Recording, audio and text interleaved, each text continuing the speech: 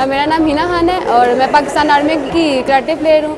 और ये शौक़ मेरे बाबा का था। मेरे बाबा खुद क्यूकिशन के प्लेयर थे, पर उन्हें इतनी अपॉर्चुनिटीज़ नहीं मिली और वो नेशनल तक नहीं गए, तो इस वजह से उनका ड्रीम था कि उनकी 2 बेटियाँ हों। तो मैं और मेरी सिस्टर इस टाइम पाकिस्तान की कराटे की नेशनल टीम में है और मैं पिछले 11 साल से पाकिस्तान आर्मी को रिप्रेजेंट कर रही हूँ और नेशनल चैम्पियन हूँ।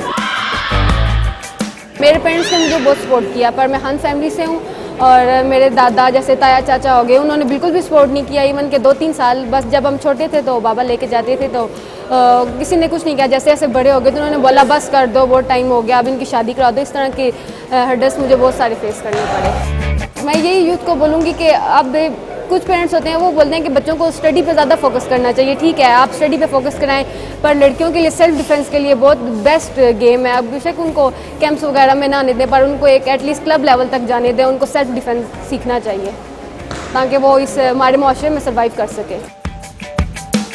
फ्यूचर में मैं चाहती हूँ कि मैं अभी जो हमारा रिसेंटली इवेंट आ रहा है वो इस्लामी गेम्स है, मेरी उसमें सिलेक्शन और मैं पाकिस्तान के लिए मेडल लेके आऊँ।